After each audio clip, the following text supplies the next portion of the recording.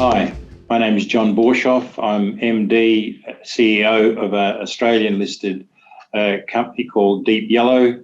We operate in Namibia on our sort of active projects. We've got a dual strategy for taking advantage of a sector that I think needs consolidation, and we're really advancing on our organic projects, and that's where we're at. I've got a great team.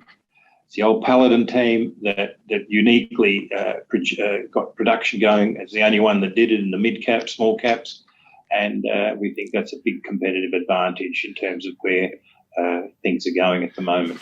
John, good to see you and welcome back on the show. Always a pleasure. What are you making of this big, frothy, excitable market at the moment? You must be pleased.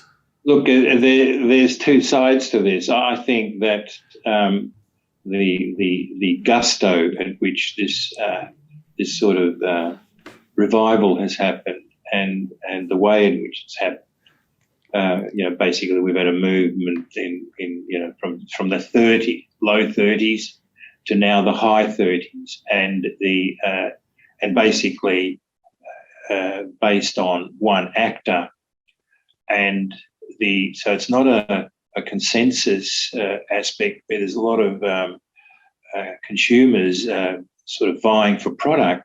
It really is a catalyst type activity that is driving price up on very small volumes, which in itself tells you something. And the big question is whether the real consumer who will really ask for the bulk pounds, whether he takes the bait and comes in with those term contracts and takes the baton away from the financial people buying product to the real consumer is where it should be. So that's the tricky bit, and how it goes. I mean, it's done incredible things, and the frustrations that have been sort of felt over the last 8 years of sort of doldrums are being sort of, in a way, overcompensated to a degree by this huge enthusiasm, and that the day has come. It's good for the industry. There's a lot of volatility and froth, as you say, and where values are still being maintained would be an interesting exercise. Okay, some clues in there about how you're thinking about this one. So there is excitement in the market. The uranium space did need something, and a proper catalyst. Many catalysts have come and gone over the last 2-3 years. This action by Sprott Physical Uranium Trust, I think they saw something yesterday. They're up to $1 billion now, which is really truly impressive. You feel that some uranium equities are the beneficiary of this excitement and perhaps are achieving values that they don't deserve? I think they haven't initiated that not deserving bit. It's just the investor it doesn't look at any sort of fundamentals. It's just to get into uranium, and so when you look at companies, how much they've valued on assets that probably, if one does an analysis, you see, to match their market cap to the pricing of uranium, what has to be against that, you say, hell, what am I doing here? So in a way, people are betting on the future here, probably betting at the moment on $80 to $100 a pound, and that's where things are sort of. And even then, we know that some companies are not even sort of matching their asset even at those ranges. So that's, the starters gun has happened. I always likened this, what Sprott are doing, which is, I think, essential. But they are part of the sort of 1 mile race.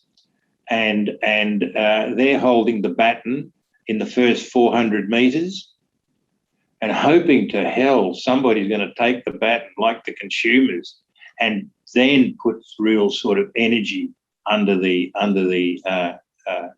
price. But at the moment, if Sprott stops buying, it's like a hot air balloon. You don't pump it, keep pumping it, it'll start sinking. And because there's not other buyers there that are in place of, and I think that's why, Sprott having deep pockets on this, where they can get the market to believe they will continue on this until consumers take that baton off them and then drive the price to where it should be. So instead of then just 2-3 million pounds, they're booking up 20s of millions of pounds, and that's the order of magnitude that we're talking about.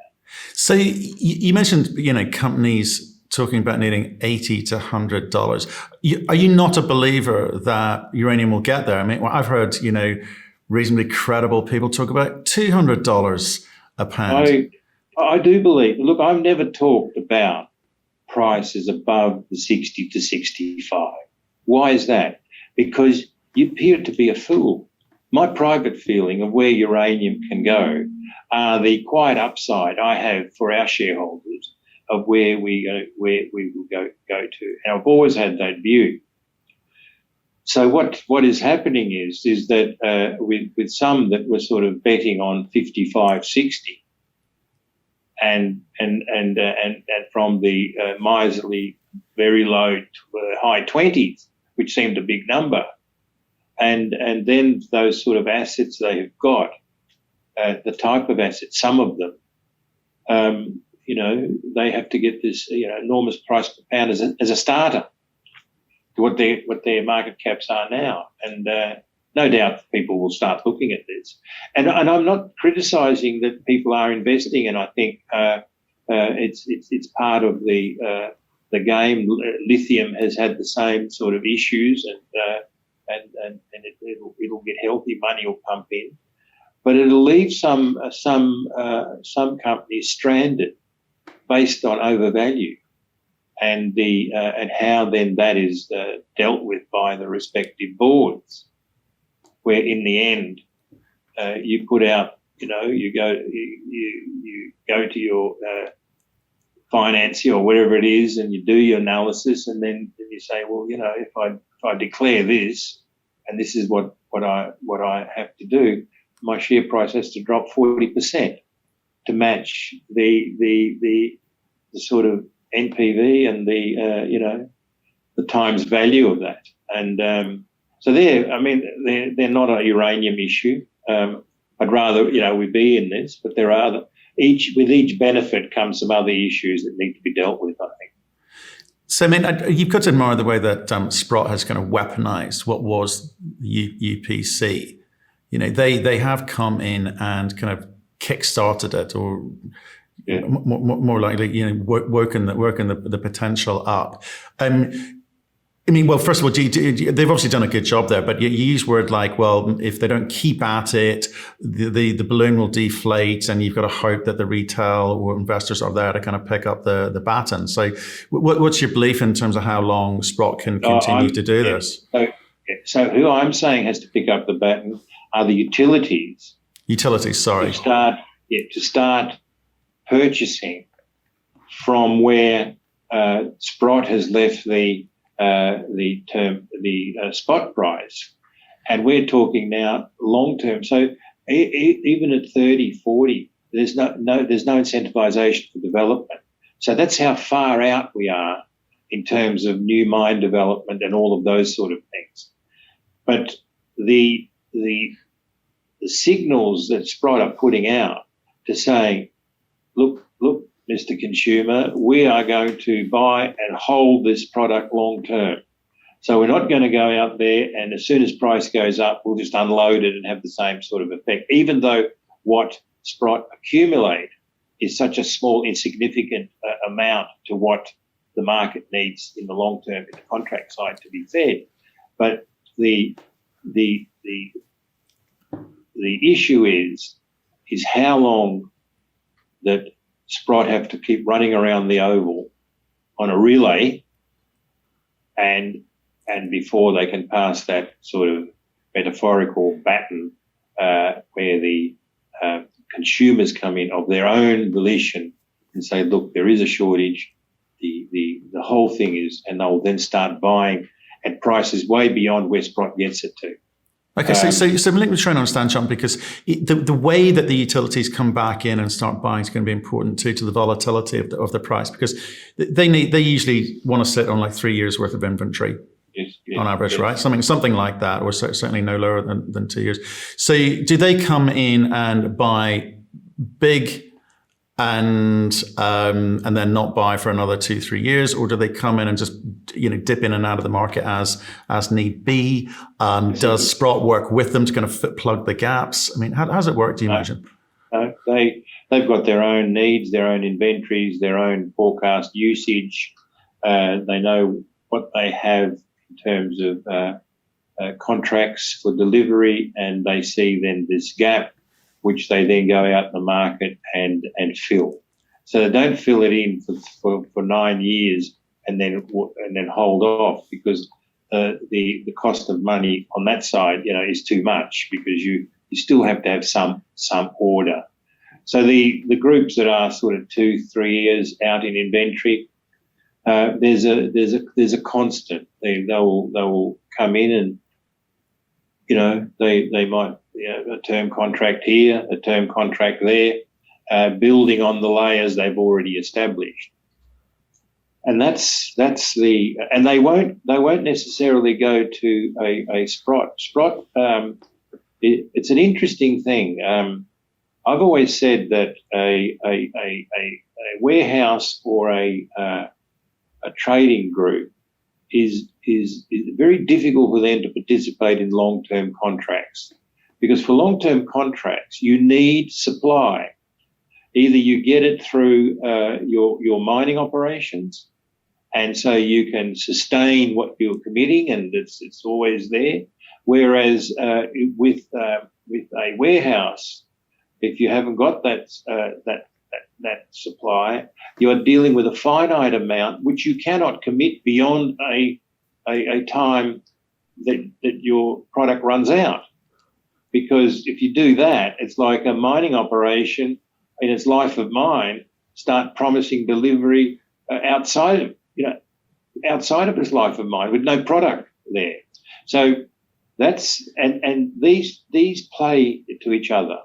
There are ways in which they can really work well, but the main engine is that the producer, and the warehouses will be opportunistic in there and make a lot of money by filling in gaps, filling in here.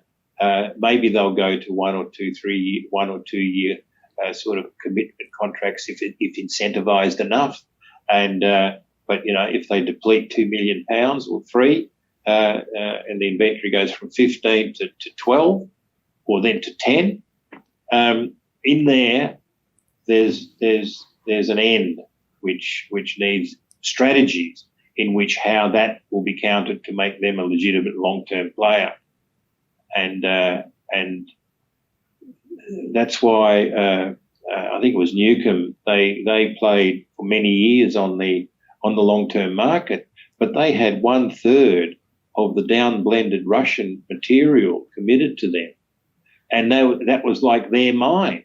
So they could commit, they could do, and then when that program finished, it was like a end of a mine production for them phase, and they sort of phased in, and then that's why Cameco bought them at such a discount, because they were just a shell at that stage, because without product you can't do that sort of trading business, especially in the term market. So there are complications, and they can be dealt with. I think how things have happened historically may not be how things with modern thinking and different products, but there's not enough uranium out in the world that it marginalises primary producers. They are still very much integral to the whole process of supply.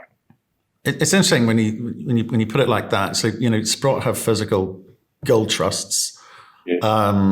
But that's a different product from uranium, because there's a use case, there's a utility to it, and at some point, it's not a store of wealth.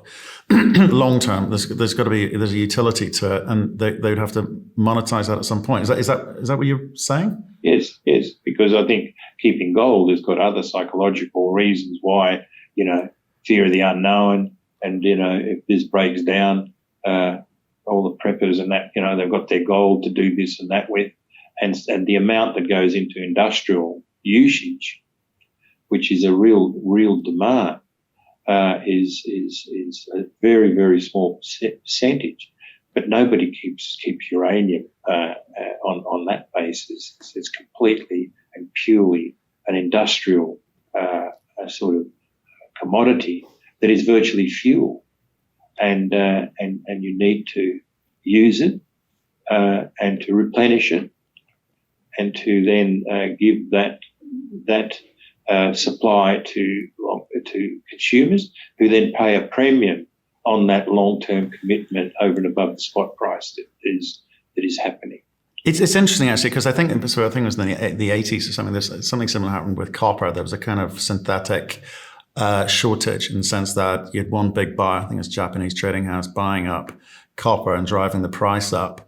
I mean, do you sort of see? I mean, I think everyone's very much welcoming, and I certainly am, what Sprott has done here. But do you think it's kind of? I'm trying to work out. Are you suggesting it's kind of short term? Is it not? Is it unrealized synthetic environment, or do you think you take it for what it is? It's a smart physical trading product for Sprott to make some money for themselves and their shareholders right now. Yes. Well, the big thing is that somewhere uranium price will stabilise, and so as the price is going up, it's an ideal place for the Sprotts of the world and the yellow cakes to purchase product, because they're getting product today which will be much more expensive tomorrow, and their whole value goes up.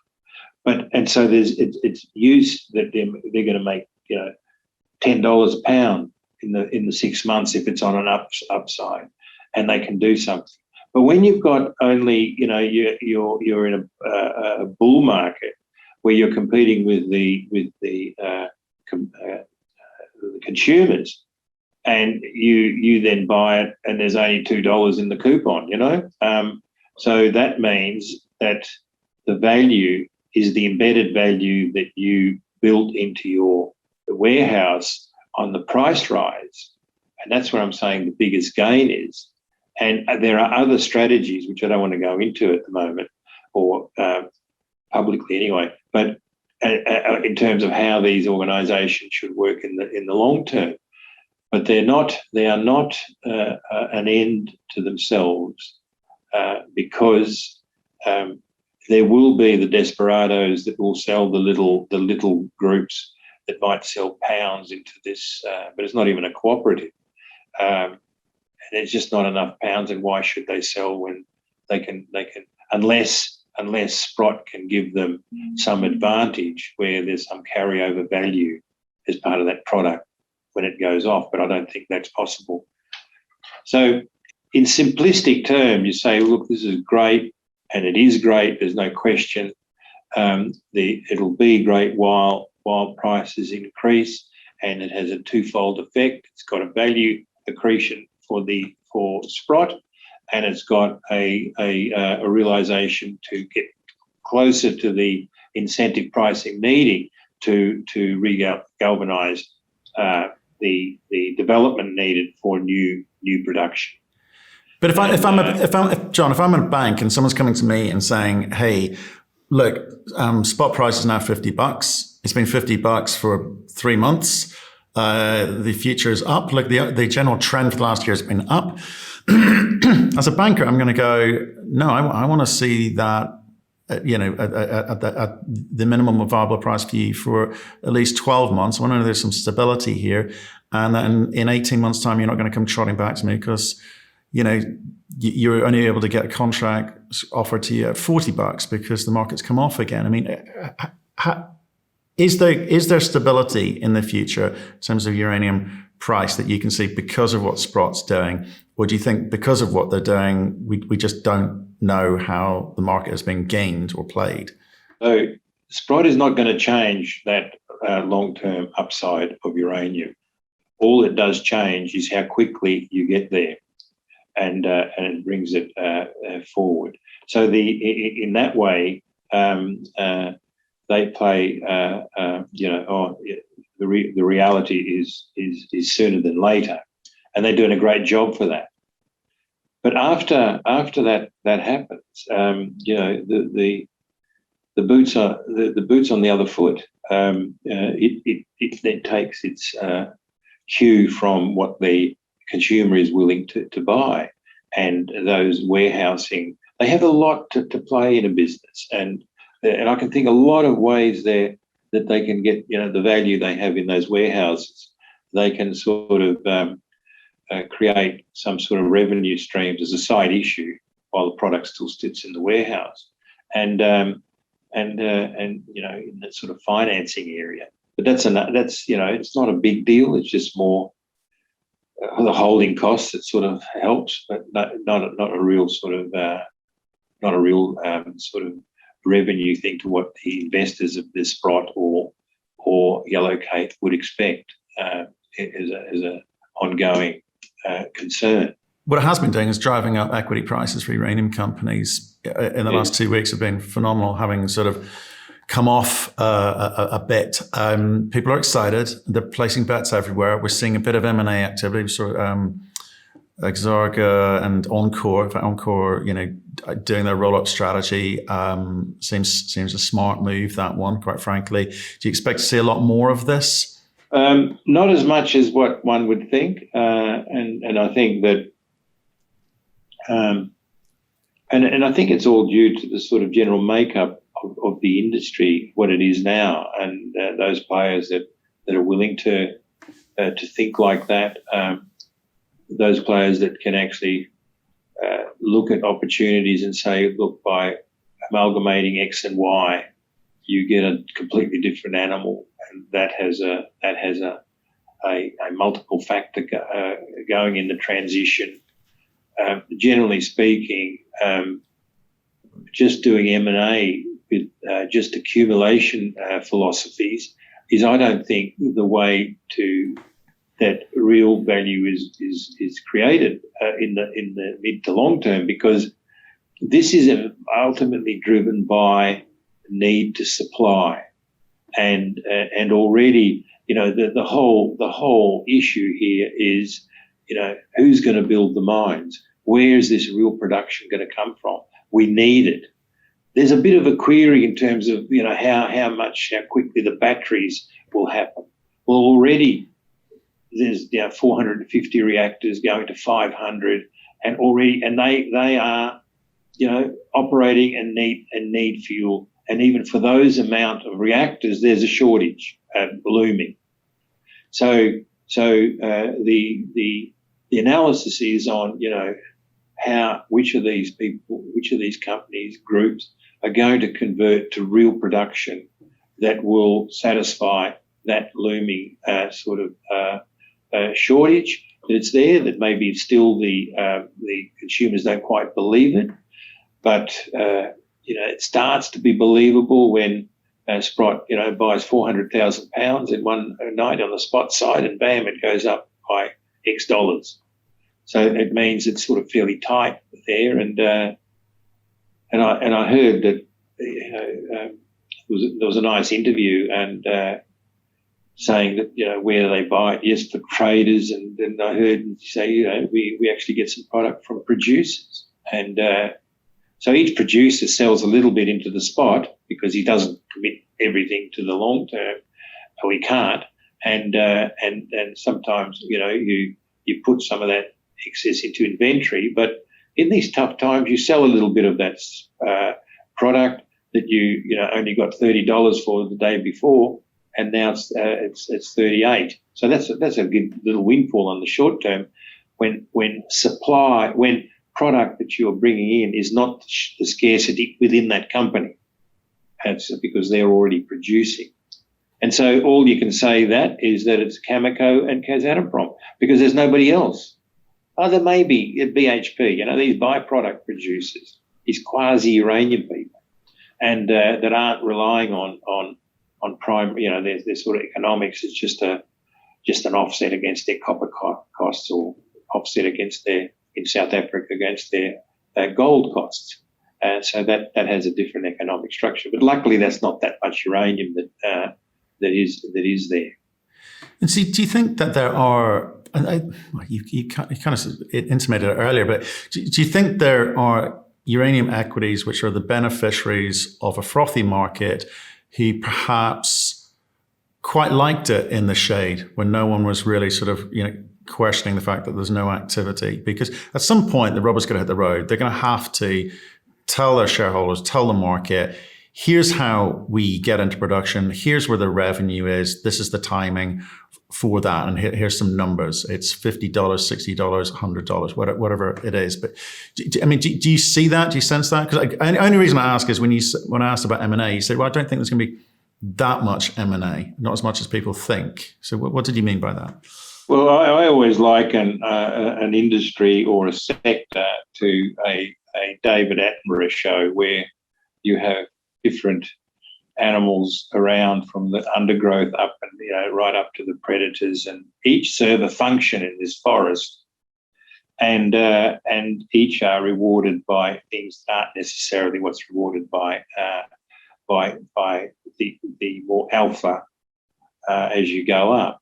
So I think that there are companies there that offer a service in accumulating sort of assets, satisfying that oh look, we're doing this, but really with no real intention of producing, and almost even the investor understands that, but they see opportunity in terms of an exit strategy, in terms of somebody comes in and the market gets even hotter.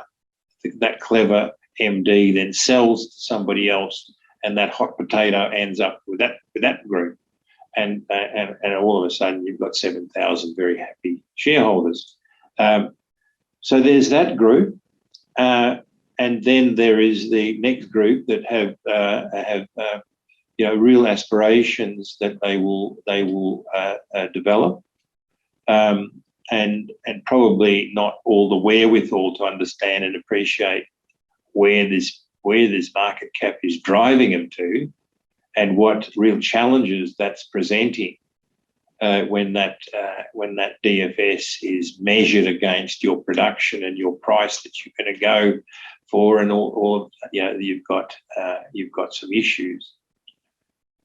There is ways to counter that, and I think that to build and grow and through M&A and really get yourself into that position of strength, production, optionality, all of those things help you fend off those problems of this sort of valuation that comes in on just a company with one asset that really you can't disperse the light on this and say, well, where are we at?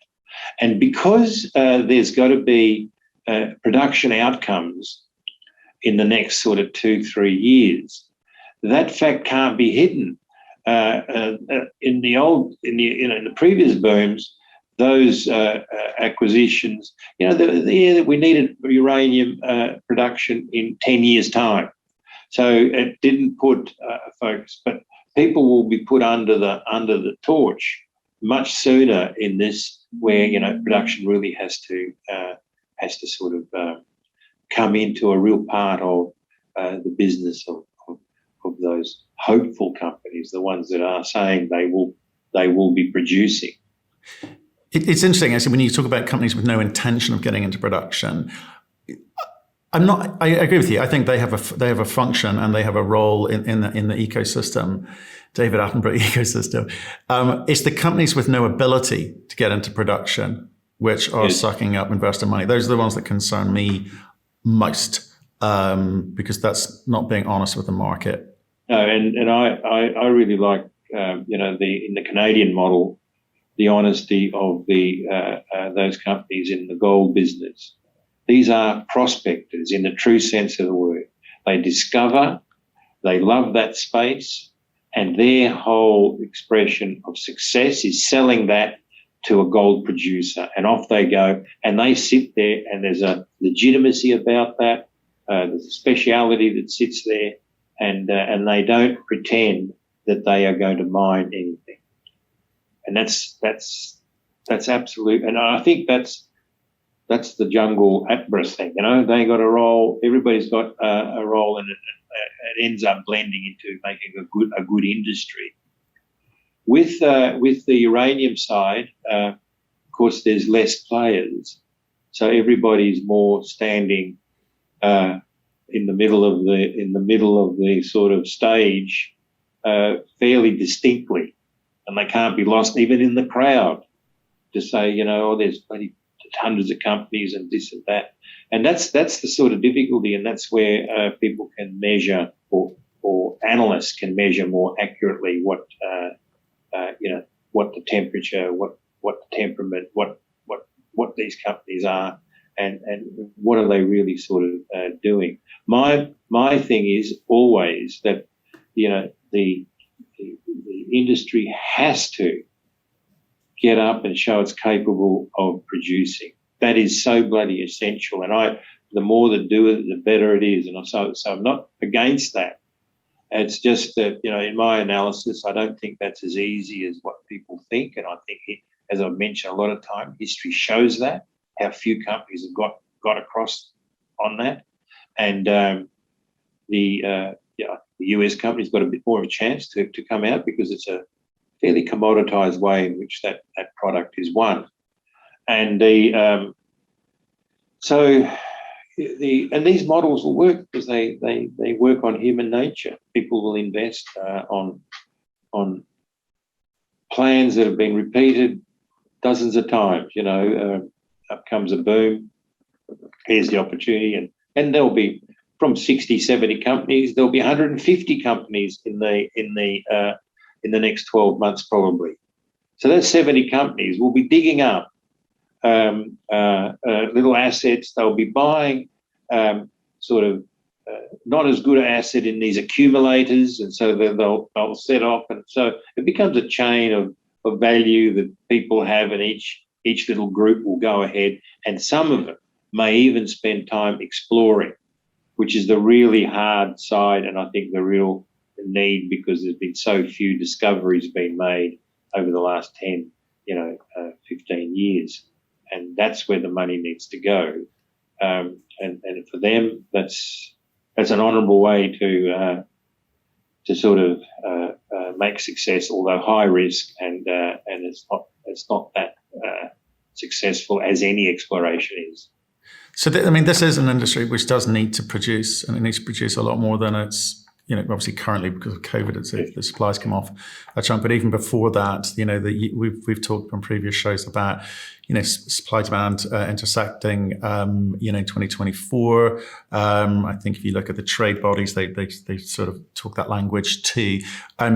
So knowing that, again, if I'm looking in as an investor and I'm looking at some of these roll-up stories that are happening, the buying has got to be good. The buying has got to be of companies or assets which can get into production. But I think and I know, and if you take the royalty sector as an example, sometimes you can get away with buying something which is not that good, but maybe passes muster on a superficial basis. It's never going to get into production, but it achieves the same value. So there's a value to that. So some assets will achieve a price, acquisition price, that perhaps it doesn't deserve, because it's going to go in somewhere where it's going to get a much higher multiple.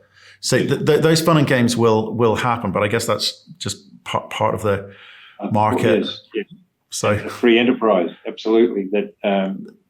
But where I think the risk of supply comes in, and I could just mention just a couple of things, that the amount of the analysts have put deposits on the absolutely will be available, and how many have been taken off for various reasons, be it the one in Greenland, be it the one in Spain, be it the one in Peru. These come off the table, and so they may be there then in some other future, but not. So there is not only a difficulty of those companies that are there, but the pool is not as big as what one thinks.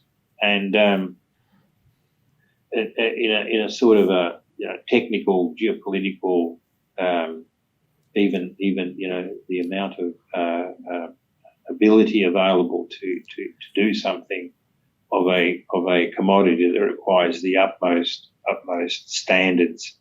It's not just a mining operation; it's a uranium operation with radioactivity, goodness sake, and how then you give confidence to your stakeholders and all of these people really need to know how to read, and that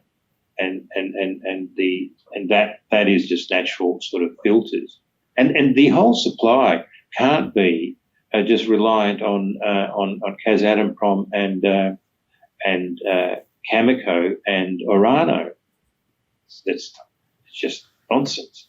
They will contribute, but there will be a whole of a lot needed, and it's incumbent on the hopefuls to actually show they can deliver, because the back end of the industry, the builders, they really need to know as well that there is continuity in supply and capability in that supply, which is really important. So I'm never knocking that. It's just that what I'm saying is that we've got to realise the damage that's been done post-Chernobyl, post-Fukushima, and to really live with those things, to be able to compensate properly and not be a denier and to say, no, I haven't got a problem because, I've done X and Y in some other industry. So it's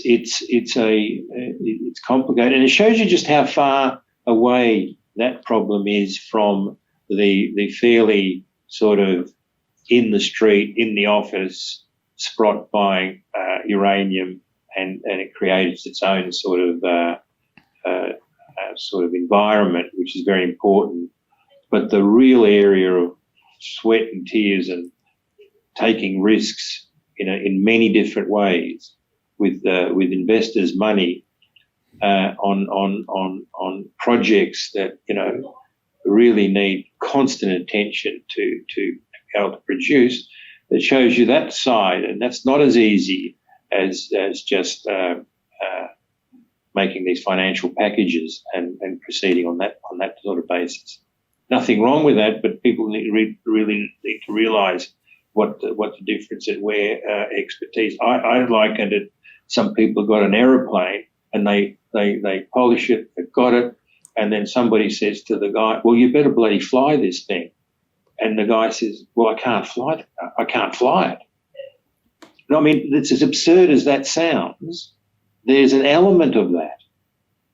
And you say, well, where's the pilot? Well, there's not much pilots around either. So, and so on and so forth. So I think that will, and I think the increase of value of these will make that self-reflection, not self-reflection, but other people to demand that is a bloody risk, and I want it fixed. I want you to be able to fly that aircraft. Yeah, absolutely. But look, you are in, and to a degree, I am in the uranium space. I'm looking out from here. I'm probably biased, and you're probably biased too. But if you're a government or an energy body within a country, and you've got a problem here because the cost of the regular energy is going up, our bills are going up, and you and I go, well, the solution is nuclear. It's green, it's cheap, let's go. They're also got to be looking at other options here, because one of the things that you can't help but note is Athabasca uranium equities, companies are valued. I mean, their valuations are through the roof. They've got valuations which sometimes I struggle with, quite frankly, on the basis that Canada, seemingly a very liberal country, is not issuing permits and licenses very easily or readily. And if they do, it takes a long time. Look at Cameco. So if I'm in charge of energy in a country, I'm like thinking, well, are these Canadians ever going to come to the party? Can we be guaranteed that this very high grade uranium will come onto the market? And if it doesn't anytime soon, I've got to rely on what? Production out of Kazakhstan, production out of Namibia, Africa, Niger. Is that going to be enough for me? So, do you think would you blame them if they're looking at alternative solutions? Or do you think, look, this will sort itself out in the end? An alternative solution is that the alternative solution that is now, and I'm not saying alternative in that sense, but the cranking up nuclear was an alternative solution that was developed 75 years ago. And 75 years, this technology advanced, it improved, it got into second, third, fourth generation. So people that think that, now we've got an alternative solution. That alternative solution is a solution for 40 years' time, 50, 60. So you have to be with what you've got. And I don't believe that in terms of where nuclear has to go, where the demand will be for nuclear when the ideological element is thrown out and true sort of climate change policies are introduced, which are happening every day we speak, and that the nuclear element and its contribution is, you can argue that it's expensive, and there's sort of now financial sort of considerations how they can participate in low interest long-term financing like wind and solar, and that's happening. And yet the Europeans up till 5 years ago, used to put the crucifix up when you mentioned nuclear because it was all on, give me more wind and sun.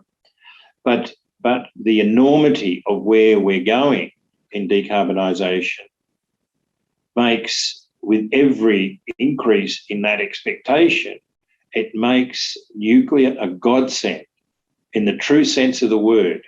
It's there and it's available and it can do, and the emission factors can be satisfied, and forget about this radioactivity and all this nonsense that people talk about that is handleable, and it has shown to be so, and it's just a decision based on fear and perception. So I don't think there is a replacement. I think that India had a problem with this uranium supply when it was a closed-off system, and they worked for 15 years on thorium and couldn't get it off the ground in a viable way. And and now the Chinese say, I've got a thorium thing. Well, let them talk about it. They're talking about fusion as well, but they are for the latter part of the century, I believe, and maybe a little bit earlier, but not that much earlier. So we've got what we've got, and I think inventions are always there and amaze people, but to establish industrial systems that can really deliver, which what has to be, the solutions are with what you can see around you today, I'm afraid, and there's no sort of magic garden to go down there and pull something out of a plant, and so that's where I think that the industry is very safe in that sense. John, I'm very conscious of time here. We haven't got to speak at all about Deep Yellow because I'm just fascinated by your view of the industry, where it's going and stuff. Maybe we'll do a quick session now, and then why don't you come on again, or like tomorrow, or later today, or whenever you're free, and let's talk Deep Yellow only. But I think people need to be listening to you. Your calls on this sector have always been correct.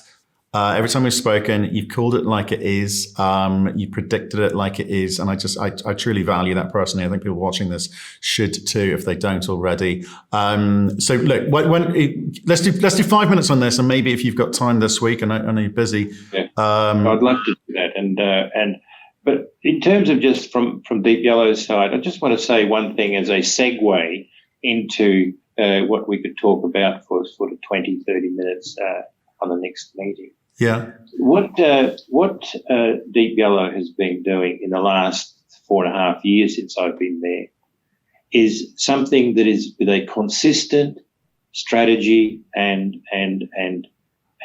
doggedly proceeding on that. Yes, modifying a little bit here, but no chopping and changing. So in that process, there has been risk, and we've discovered, I believe, a major uranium deposit, which is in its sort of mid stages of the DFS, and everything we said we'd achieve after we announced the DFS, we're achieving. Aside from that, we've also, got hard rock potential, which is the Rossing Husab style, with the Japanese joint venture, and we look like we're going to announce something where we'll look at our own property where we've got 45 million pounds of very high grade basement deposits that we will now recharge and see if we can replicate what is happening on what we did on Tumas. To do that and to do our DFS, we've also in the underbelly of the company built our teams in a real sense of the word, and to be able to take, and as I mentioned in my last thing, to be able to take this company to the next stages. And on top of that, we're constantly looking at M&A, and I can't talk about that very much, but let's see what the next when we talk again, what that'll come up. Well, I'm hoping that's in the next couple of days, so that'll be interesting. Soon. We'll say coming soon.